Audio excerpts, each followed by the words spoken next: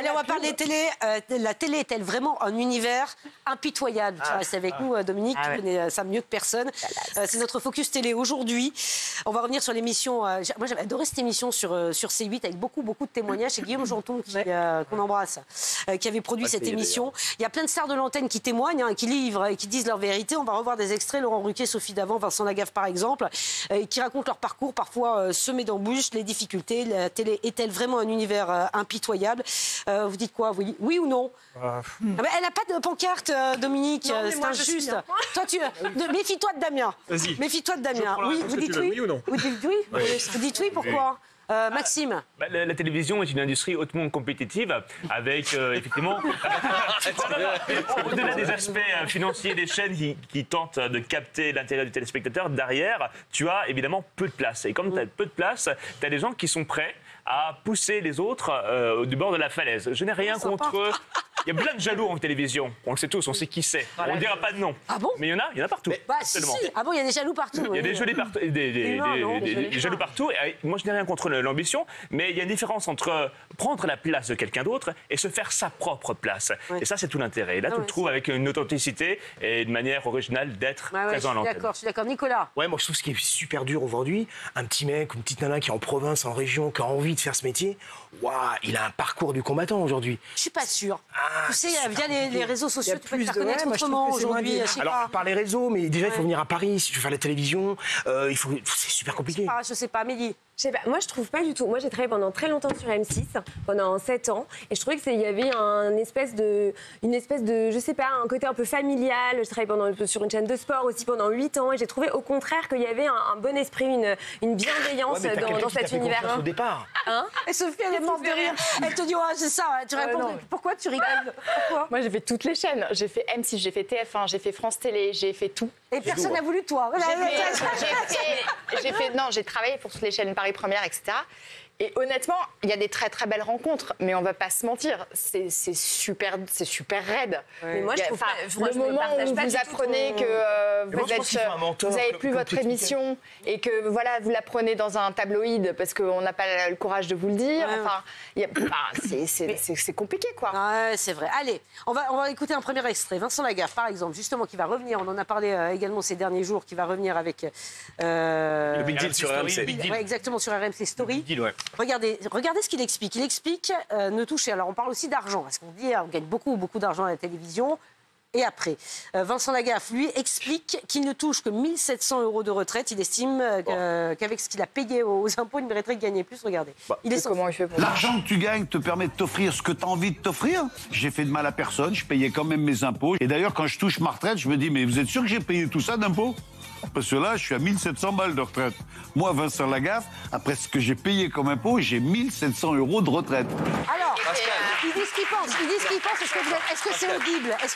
Non, faut dire aux téléspectateurs la vérité, les mauvaises foi. J'adore Vincent Lagaffe. Moi, le Big Deal, c'était mon émission favorite. Mais là, il dit une énorme connerie. Il a même dit d'ailleurs sur ce plateau qu'il gagnait 200 000 € hors taxe par semaine. Il gagnait 200 000 € par semaine. Donc là, il se plaint d'avoir une retraite de 1 700 €, mais c'est normal, il est touché en société. Donc il était patron de sa société, donc il touchait des dividendes sur sa société, donc il ne se versait peut-être pas un gros salaire, et c'est pour ça qu'il a 1 700 € de retraite. Mais il a quand même encaissé pendant de très nombreuses années sur TF1 200 000 € par semaine. Oui, mais donc je ne vais pas plaindre Vincent Lagaffe avec ses 1 700 € de retraite. Tu mets une petite côté, ça fait ta retraite. Oui, mais ce qu'il faut dire, c'est vrai que là, on donne des chiffres qui sont effectivement très impressionnants. Mais paradoxalement, la télévision est un métier très précaire parce que c'est l'un des seuls endroits, peut-être dans le monde du travail, où vous pouvez être remercié comme ça du jour au lendemain. C'est-à-dire que vous pensez avoir une place en or quelque part. Oui, Patrick Sébastien, on en parlait tout à l'heure, il a été remercié après 23 ans de bons et loyaux services alors qu'il cartonnait sur France 2. Mais pourquoi? Parce que malheureusement, il faisait plus partie des petits papiers de France Télévisions. Il fallait se séparer d'animateurs qui étaient au-delà de la cinquantaine. Ils ont eu le temps de coffrer, Damien. Alors c'est vrai qu'on gagne beaucoup d'argent pendant plusieurs années, mais parfois ça ne suffit pas toujours aussi, selon le train de vie qu'on a eu, pour aller jusqu'à 80. Autre extrait, on a aussi entendu le témoignage de Sophie Davant, qui s'est confiée sur le sexisme qu'elle a subi pendant sa carrière. Un petit coup de gueule de Sophie Davant. On pardonne moins à une femme d'avoir l'air fatiguée, d'être ridée et tapée, comme on dit, qu'un homme. Voilà, un homme qui a des cheveux blancs, on trouve ça tout à fait sexy. Une femme, on va tout de suite regarder parce qu'elle a fait de la chirurgie esthétique, oh là là, elle a morflé, enfin, etc. C'est toujours des commentaires d'abord sur le physique et l'apparence physique. Ouais, est-ce qu'on en sort un peu, Dominique? Qu'est-ce que tu en penses de ça? C'était très vrai, mais est-ce qu'on en sort un peu? Est-ce qu'on avec effectivement les mouvements MeToo, je sais pas, on est en train de passer sur autre chose ou on est toujours dans ce registre-là? Je trouve que ça vient de soi en fait. C'est-à-dire qu'à un moment, il faut aussi s'assumer, quoi. Moi, j'ai 50 ans. Je préfère 1000 fois être celle que je suis aujourd'hui que celle que j'étais à 20-30 ans. Et je pense que, en écho à ce témoignage-là de Sophie d'avant, c'est de se dire regardez-nous aujourd'hui, femmes de cet âge, ça n'a plus rien à voir avec l'ancienne génération. Et si vous, public, vous nous regardez aussi comme ces femmes qui ont le début d'une autre histoire, eh ben, je crois qu'on peut changer les choses. On est de la même génération. Je pense qu'on est encore... On est encore fraîche. Hein? Non, parce qu'on est pas encore fraîche, mince. Allez, dis-moi, le public, dis-moi. Franchement, merci. Franchement, dis-moi. Alors, Pascal, vous êtes parfaite, Pascal. J'ai une petite question pour Dominique, si vous me permettez. C'est vrai qu'à TF1, on vous a fait la réflexion parce que vous aviez une voix trop douce. Ouais. Merci de me poser la question parce que je trouve que c'est hyper intéressant. On m'a reproché d'avoir une voix trop douce et quelquefois de sourire trop. Le problème, c'est que il y a ce que vous êtes et il y a ce que vous donnez à être. Et je pense que quand les gens comprendront que quand on sourit et quand on est doux, c'est juste ce qu'on est soi, on est aligné avec ça, je pense que ça change la donne. Et être doux ne veut pas dire être fragile.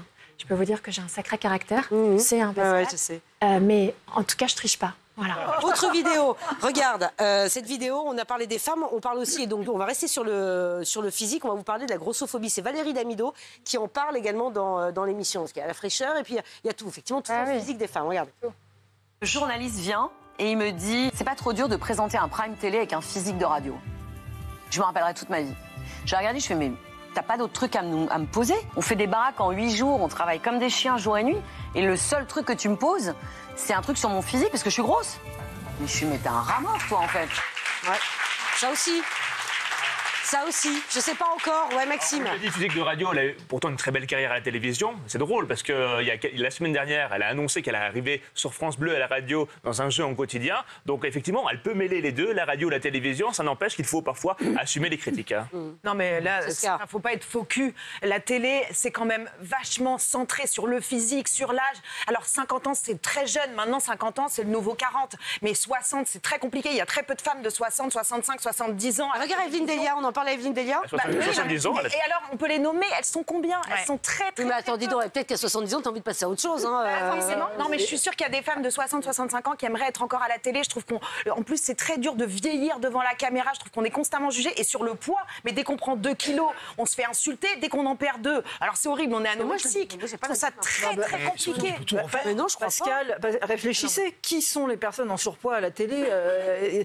On avait pris Laurence Boccolini pour Marianne James parce qu'elle faisait le rôle de méchante. Elle était grosse, donc elle était méchante. Elle faisait un personnage. Désolée, il y en a 4-5. Voilà, vous allez me citer Marianne James, Valérie Damido, Laurence Boccolini. Mais il y en a, la diversité dans ce domaine, elle n'existe absolument pas. C'est un vrai handicap. Alors ça, je peux vous le dire. Alors, autre témoignage, celui de Laurent Ruquier, qui est venu parler dans ce documentaire de son coming out. C'était dans les années 90. Regardez, écoutez ce qu'il en dit.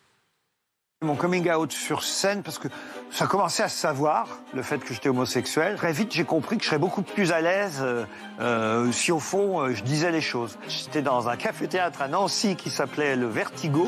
Ça s'est très bien passé, les gens riaient.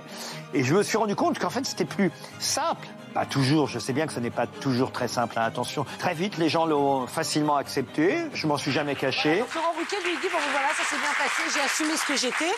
Il n'y a pas eu de débordement particulier, voilà, je sais pas, le fait de faire son coming out, c'est plus un sujet aujourd'hui. Non, si, encore. Je pose la question. Je peux vous le dire, parce que je suis gay, donc je peux vous le dire, c'est extrêmement encore difficile aujourd'hui, vraiment, sincèrement. En fait, on a l'impression, parce qu'on peut rencontrer des gays dans le milieu de la télévision, comme on le dit rapidement, mais quand t'es gay, là, de le dire là, tout simplement sur C8 ce soir, je m'attends forcément à des retours sur Instagram, j'en suis convaincu. Parce que tu peux pas enlever... Faut pas attendre la perche, faut pas attendre la perche. Non, mais il y a la télévision, et puis il y a aussi les effets de la télévision sur les réseaux sociaux. Ouais. Les réseaux sociaux, c'est hyper difficile quand vous voyez le nombre de guet-apens qui se démultiplient via les applications de rencontres par rapport à l'homosexualité. Enfin, c'est terrible. Moi, je trouve que la haine, la violence, elle monte de plus en plus. Et la télévision en est le miroir aussi. Hein.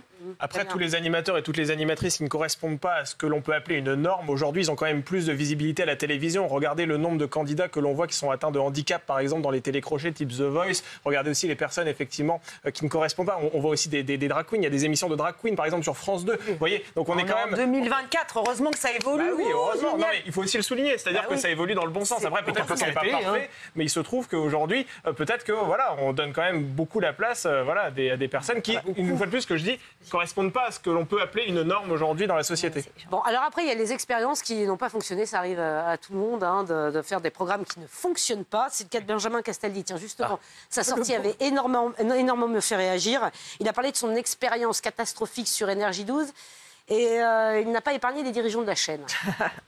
C'est un désastre, désastre. Ils m'ont viré au bout de 4 semaines. Bon, j'ai eu du nez sur cette histoire encore. Ça aurait pu marcher, mais encore faut-il qu'on nous laisse le temps, parce que quand on lance une quotidienne, si on l'a au bout de 3 semaines, eux, ils pensaient qu'on allait faire 1 million et qu'on allait battre Cyril au bout de 3 semaines. Partie de ces gens qui ont appris la télévision à HEC, c'est insupportable, je les supporte pas. Voilà, bon, il balance. Et les journalistes médias, vous, parce que on a 2 journalistes médias. L'Académie des 9 téléspectateurs au final sur Énergie 12, parce que ça n'a pas fonctionné. On parlait des formats, des revival. Là, il a voulu retenter sur une chaîne qui était un peu dans un état un peu compliqué d'un point de vue de l'audience. Donc ils ont tenté avec des gros formats. Après, Benjamin Castaldi avec derrière lui une grosse carrière. Donc ils se sont dit peut-être que l'animateur va faire venir le téléspectateur. Que non, parce qu'aujourd'hui c'est et le format et l'animateur et l'incarnant qui ont leur importance. Et après il y a cette magie qui ne s'explique pas. Ça, c'est vrai. Là, il faut rappeler le contexte. On est en 2015. Benjamin Castaldi est en guerre avec Cyril Hanouna. Il écrit un livre où il le déboîte, clairement. Et Énergie 12 l'appelle pour faire l'Académie des 9 et pour concurrencer Touche pas à mon poste. Sauf que Touche pas à mon poste est déjà installé depuis 3, 4, 5 ans sur C8, même D8 à l'époque. Et là, ils font 250 000 téléspectateurs sur Énergie 12. Alors aujourd'hui, ça sera un miracle. Mais à l'époque, c'était catastrophique quand TPMP faisait 1 million, 1,5 million, voire même plus. Donc c'est pour ça que Benjamin est allé sur Énergie 12 à l'époque. Mais voilà, il balance, il est sans filtre aussi. Mais après, psychologiquement, quand on fait ce métier, je pense qu'il faut être quand même très solide parce qu'on va pouvoir parfois vous promettre de faire partie d'une émission, voire de participer à une émission sur une saison entière. Ça va s'arrêter très vite et vous n'allez pas forcément l'accepter parce que vous serez projeté. Je peux vous assurer que pour en croiser certains dans les coulisses, il y en a certains qui, derrière les caméras, vont vous dire « Ah, à la rentrée, tu vas me retrouver sur telle chaîne. » Eh bien, le fait est que non, en fait. Il a été remplacé en dernière minute parce qu'ils ont testé quelqu'un entre-temps et il lui a pris sa place. Donc, vous voyez, il faut être quand même très, très solide psychologiquement. Il faut savoir remonter la pente. Quand vous vous êtes projeté, quand vous êtes dit c'est bon, je vais être une star demain, ça va être formidable, j'ai gagné beaucoup d'argent. Non, en fait, demain, tu vas devoir... J'ai une star demain, j'ai gagné beaucoup d'argent. Ouais. Mais il y en a certains qui pensent ça. Ah oui, mais ça, c'est pas des bonnes raisons, ça. Non. Soit t'aimes ton métier, si c'est pour devenir star et gagner beaucoup d'argent, je sais pas, il faut faire autre chose.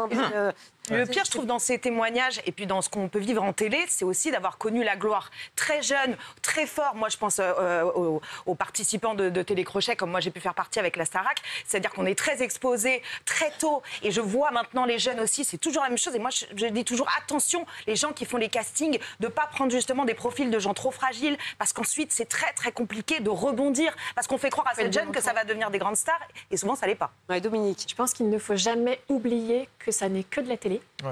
Oui, c'est ça. Ne jamais oublier d'où l'on vient. Et surtout être très entouré. Et entouré par des gens qui n'ont pas oublié qui vous étiez avant d'être soi-disant connu. Oui, non, c'est exactement ça. Les anciens, ceux qui vous connaissent vraiment. Ça a été difficile pour toi d'arrêter la télé, quand même, le départ TF1. Ça n'a pas été simple, Dominique. Ça a été 20 ans de ma vie. Ouais, non, mais c'est ça.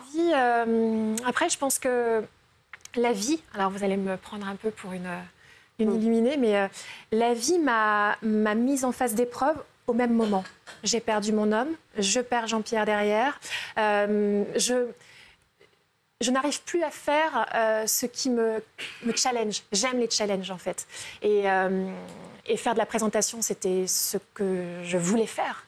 Ça ne s'est pas fait. Qu'est-ce qu'on fait? Quand vous avez vécu... Est-ce que tu as été accompagnée quand même par TF1? Parce que quand même, tu as vécu des épreuves, ils le savaient. Ils ont été très chouettes. Ils ont été très chouettes. Après, voilà, moi, j'aurais aimé présenter. J'aurais aimé continuer à faire ça. Ça ne s'est pas fait. Il y a eu un autre choix et je respecte tout à fait les choix des patrons. Hein. Ça n'est pas du tout un problème de ça, mais c'est de se dire, qu'est-ce que tu fais? Est-ce que tu veux continuer au risque de te faner, au risque, voilà, de perdre un peu ton souffle? Ou alors est-ce que tu te mets un gros coup de pied aux fesses en te disant, tu vas faire autre chose. T'as envie de le faire? Ben, donne-toi les moyens de le faire. Et c'est ce qu'on a fait. Vous savez, la liberté n'a pas de prix. Elle a juste le prix de l'audace. Et je peux vous dire qu'aujourd'hui, je suis très heureuse. Alors oui, c'est hyper dur. Mais regardez, je suis avec vous là. Bah ouais, mais c'est génial entre vous et moi sur YouTube. Allez-y, franchement. C'est des 100 000 vues. Hein. Bravo Dominique. En tout cas, merci beaucoup d'être venu sur le plateau. C'était un plaisir de te recevoir. Il y a des jolis livres aussi que tu as écrits, très jolis livres, 2 livres que tu as écrits, que je recommande aussi entre vivement. Voilà, donc allez voir sur l'orage et celle qui s'aime enfin. Bon, on te souhaite plein de bonnes choses